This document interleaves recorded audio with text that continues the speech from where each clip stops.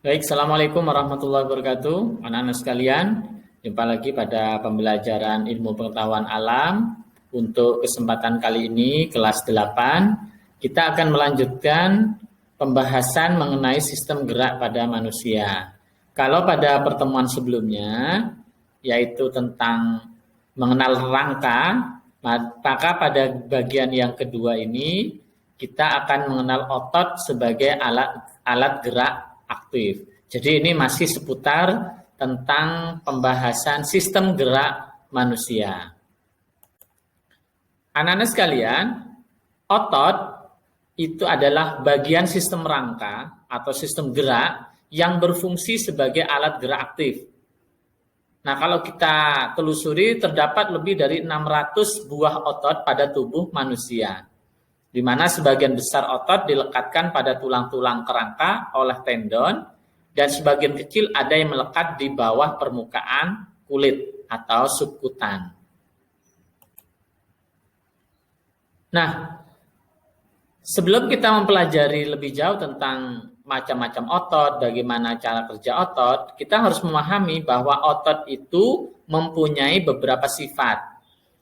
Sifat yang umum dimiliki oleh otot adalah dia mempunyai sifat yang namanya eksibilitas. Eksibilitas itu artinya adalah kemampuan otot untuk dapat menerima rangsangan. Itu namanya eksibilitas. Nah, sifat otot yang lain yaitu adalah ekstensibilitas. Artinya otot di sini bisa memanjang ketika relaksasi. Kemudian sifat yang kedua yaitu adalah kontraktilitas atau otot bisa memendek ketika kontraksi. Kemudian yang ketiga yaitu adalah elastisitas. Artinya otot bisa kembali ke ukuran semula. Jadi otot ini memang sifatnya unik, yaitu dia dapat mengecil, bukan mengecil ya, dapat memendek, dapat memanjang, dan kembali ke ukuran semula. Nah, itu adalah sifat otot. Lalu, kalau kita telusuri, ya, bahwa otot di dalam tubuh kita itu secara umum itu ada 3 jenis. Yang pertama adalah jenis otot polos, yang kedua otot lurik, yang ketiga otot jantung. Nah, apa perbedaan dari ketiga jenis otot tersebut? Nah, anak-anak, mari kita saksikan atau simak penjelasan slide berikutnya. Yang pertama adalah otot polos. Otot polos di sini dia mempunyai ciri bentuknya seperti gelendong atau kedua ujungnya itu meruncing. Atau di beberapa buku paket itu disebut sebagai sebuah skoci. Anak-anak tahu skoci ya? Skoci itu seperti papan atau perahu kecil yang ada di kapal pesiar atau kapal-kapal besar. Nah, kira-kira bentuknya itu seperti itu. Ya, di mana kedua ujungnya itu meruncing. Kemudian ciri yang kedua, satu sel itu satu inti dan letak intinya itu berada di tengah. Artinya satu sel itu mempunyai inti sel satu dan letaknya atau letak intinya di sini adalah di tengah. Lalu kemudian yang ketiga, otot polos paling banyak terdapat pada organ visceral.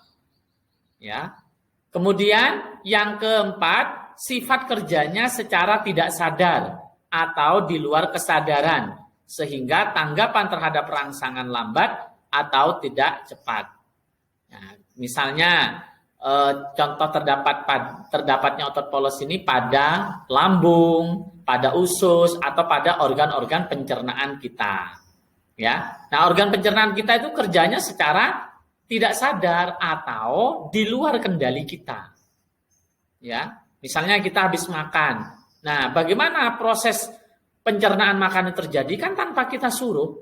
Nah, itu namanya di luar kehendak kita. Berarti dia itu kerjanya secara tak sadar. Lalu yang kedua, yaitu adalah otot lurik. Nah, otot lurik itu mempunyai ciri banyak inti yang letaknya di tepi. Jadi intinya itu berada di tepi dan banyak. Nah, bisa dilihat di gambar situ ya, inti selnya itu banyak dan dia itu di tepi. Ya. Kemudian bentuk selnya itu silindris. Silindris itu anak-anak sekalian, kalian bayangkan seperti pipa. Ya, namanya pipa itu kan ya dia memanjang, kemudian dia itu bulat. Kemudian sering juga disebut dengan otot skelet atau dikatakan juga dengan otot tulang. Karena apa? Karena memang otot lurik ini paling banyak melekat pada tulang.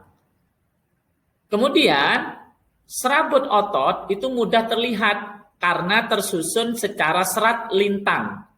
Jadi kalau diamati di bawah mikroskop itu anak sekalian terdapat garis terang dan gelap sehingga kemudian warnanya itu terkesan lurik-lurik. Kenapa? Karena ada garis terang dan ada garis gelap. Sehingga kalau diamati di mikroskop itu dia ya lurik-lurik begitu ya. Nah, bisa dilihat di sini ada bagian yang garis terang, ada yang bagian sisi gelapnya. Nah, sifat kerjanya itu secara sadar. Atau dengan kata lain, sesuai kehendak kita. Misalnya kita menggunakan tangan kita. Nah, bagaimana tangan kita itu bisa mau mengambil sesuatu, kita bisa cegah, itu karena apa? Kehendak kita. Tidak mungkin dong kita tahu-tahu ada benda di atas meja, lalu kita ambil saja, kan tidak. Nah, itu maksudnya adalah kerjanya secara sadar. Nah, sehingga reaksi terhadap rangsangan itu sangat cepat. Misalnya kalian itu dikagetin oleh temennya, maka otot itu akan refleks, ya, otot itu akan bergerak, ya, akan bergerak.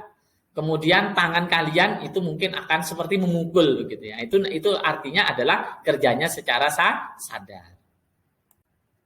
Lalu yang ketiga yaitu adalah otot jantung. Nah, secara struktur anak-anak sekalian, otot jantung itu memiliki struktur yang mirip dengan otot lurik, ya, di mana dia di situ seperti ada sisi gelap, ada sisi terangnya. Yang membedakan hanya serabut otot jantung itu memiliki percabangan dengan serabut-serabut otot yang lain. Jadi sel satu dengan yang lain itu, sel otot satu dengan yang lain itu bercabang-cabang, yang dinamakan dengan istilah anastomose.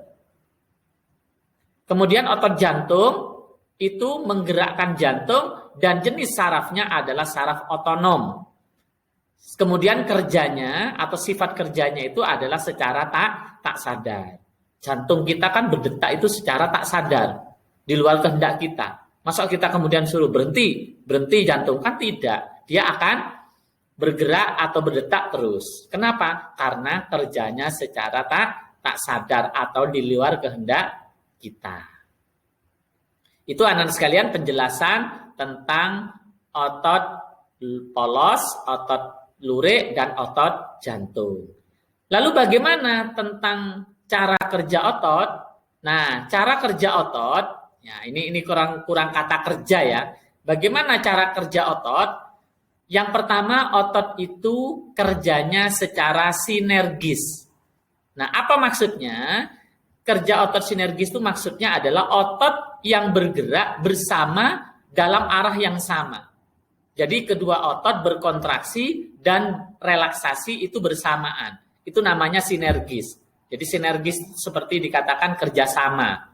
Contohnya adalah gerak supinasi. Ya, kalau di sini ada istilahnya supination. Kemudian ada yang kedua itu adalah pronation. Nah, apa itu gerak supinasi? Gerak supinasi adalah gerak otot lengan menengadahkan tangan. Jadi ketika tangan kita ya menengadahkan tangan lengan itu ya, dan pronasi ya, yaitu ketika melungkupkan tangan. Nah, coba kalau kita lihat anak sekalian, antara telapak tangan dengan lengan ini ketika mengangkat beban itu kerjanya adalah secara sinergis, kerjasama. Misalnya kalian mengangkat ember yang berisi air, maka tentu di situ nanti akan kerjasama, ya, atau sinergis. Lalu yang kedua, kerjanya itu adalah secara antagonis. Ya, namanya antagonis itu artinya berlawanan. Nah, antagonis ini, otot secara antagonis ini itu bermacam-macam anak sekalian. Ya, Nah, sebagai contoh yang pertama adalah fleksi dan ekstensi. Fleksi adalah gerak menekuk dan membengkokkan atau membengkokkan, sedangkan ekstensi adalah gerakan untuk meluruskan. Contohnya adalah gerakan ayunan tangan. Nah, di situ ada otot bicep, kemudian ada otot tricep yang paling bawah. Yang atas itu otot bicep, yang bawah itu adalah otot tricep. Nah, di situ ketika diangkat tangannya ya, kemudian dibengkokkan begitu, maka otot tricepnya itu nanti akan kontraksi, sedangkan otot bicepnya itu relaksasi. Sebaliknya ketika diluruskan, maka otot bicep akan kontraksi, otot tricep akan relaksasi. Nah, itu artinya adalah antagonis atau berlawanan. Kemudian yang kedua, secara antagonis pula, yaitu abduksi dan adduksi. Adduksi adalah gerakan mendekati tubuh, yaitu tangan ketika menggerakkan didekatkan pada tubuh, nah itu namanya adalah adduksi. Sedangkan ketika tangan itu digerakkan menjauhi tubuh, itu namanya adalah abduksi.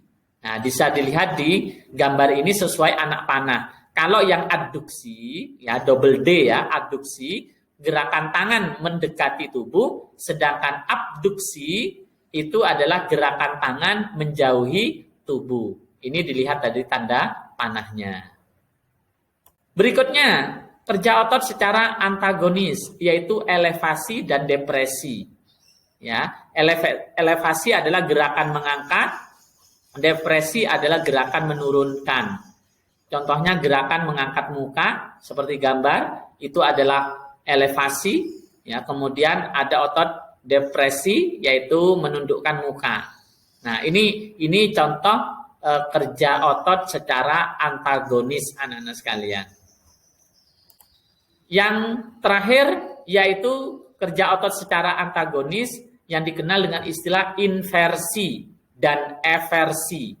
Kalau kita lihat di gambar, telapak kaki normal itu ya ketika menginjak lantai atau menginjak tanah.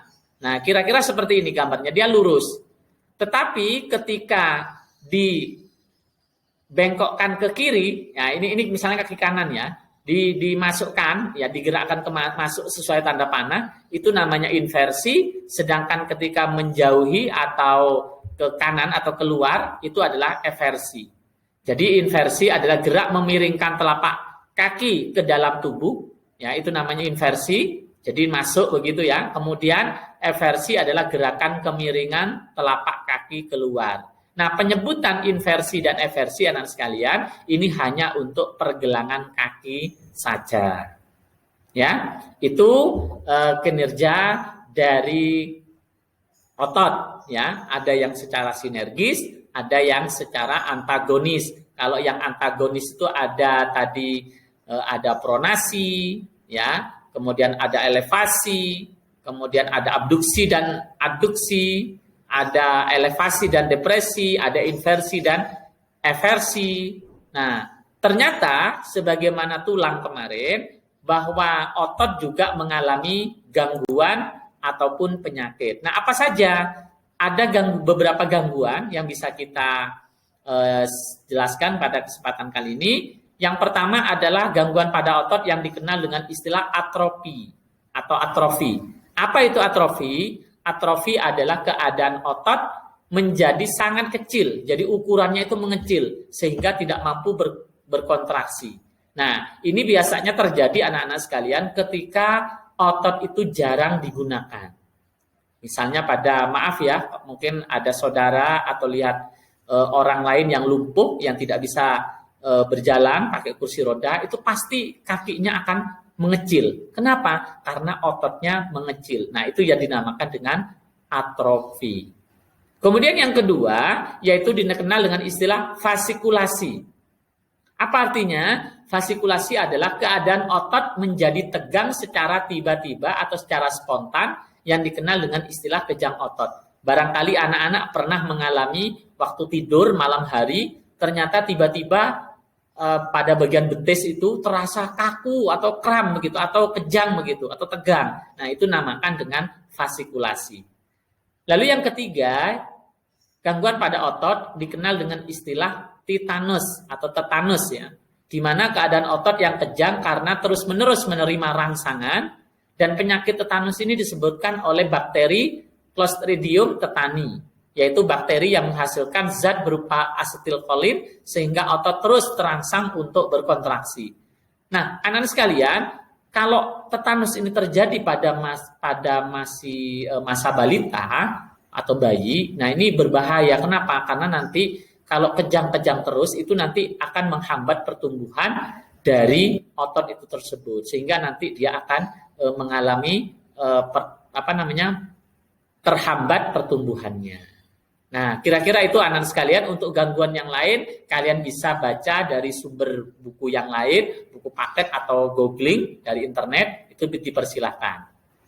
Nah, selanjutnya tugas kalian, anak-anak sekalian, yaitu mengerjakan soal di link Google Form pada kolom deskripsi di Matsamutu YouTube channel pada video pembelajaran ini. Jadi kalian setelah menyimak video pembelajaran ini, pada kolom deskripsi itu ada link Google Form yang mana kalian harus mengerjakan. Sebenarnya soal yang ada di dalam Google Form itu sama yang ada di modul tentang sistem gerak pada manusia, soal evaluasinya. Hanya saja Pak Masuri minta kalian mengerjakan lewat link Google Form, sehingga Pak Masuri bisa memantau kalian sudah mengerjakan atau belum. Ya, jadi sekali lagi dikerjakan soal yang ada di link Google Form pada kolom deskripsi video pembelajaran ini.